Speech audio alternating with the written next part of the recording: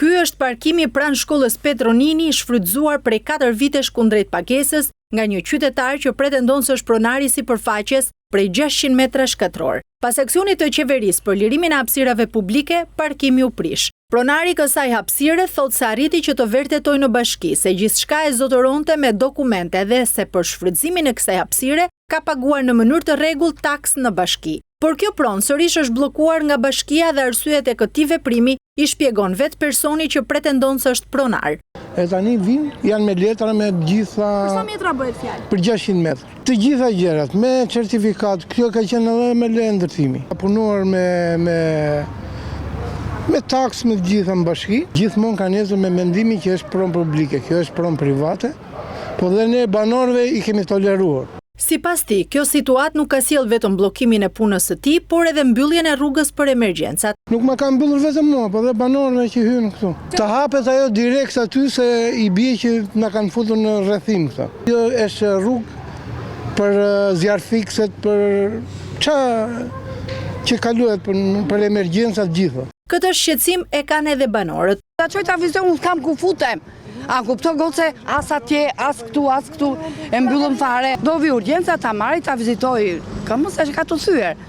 Unë nuk kam nga kaloj. Andej s'fute, sepse si është rruga atje, shikoje. Këtu që kalonim ne nuk hyet, se e mbyllën këto.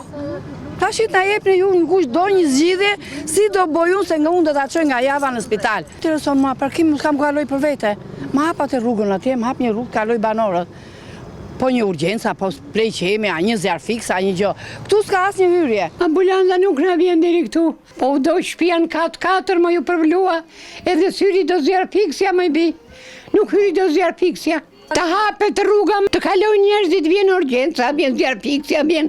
Ta hapet rruga siç ka qenë. Banorët thonë se kanë patur konflikte me pronarin e parkimit. Ata thonë se hapësira e zaptuar është pronë publike. Ndonse kanë rënë dakord që të përfitojnë për parkimin e makinave të tyre. Tash në fund fare në ram ne makinat tona i kishim këtu. Pa pagesë. Pa pagesë. Ne kishim makina vinin, na lan këta hynin me makina për gjitha ashtu. Tani unë se morëm vesh sepse e mbyllëm këto ku ishte qëllimi. Tani mbasi e hapi ky tha që unë kam lënë duam firmat e banorëve për të lën makinat, nëse këtë gjithmonë e vendos shteti dhe bashkia. Pa shqetësim, sepse në momentin që u hoq makina shqetësimi ishte, sepse ne nuk u bëj qartë që deri ku e kishim dokumentin dhe deri ku funksiononte, ne si banor ta kishim të drejtën për të lënë makinën. Sipas të vitë të ndërhyjmë me motor, o ta rregulloj, o ta lër parking, o të më lër dhe mua parking, o ta bëj pallat, çfarë do bëj? Kush hilja e kësaj pune? Ne nuk kemi të qartë për asnjë gjë. Rreth 2 javë më parë për këtë çështje në një video në rrjetet sociale ka reaguar edhe deputeti i Partisë Socialiste Erion Braçe, duke mohuar rikthimin e parkimit në gjendje pune pas disa akuzash drejtuar atij për lejimin e rikthimit të këtij aktiviteti. Këtu jemi ke shkolla Petronini Luaras. Si ishte ai muhabeti, parking ishte, parking u bë? Kështu ishte? Parking ishte, parking u bë. Do ta thoni prap. Thëni edhe një herë. Parking ishte, parking u bë.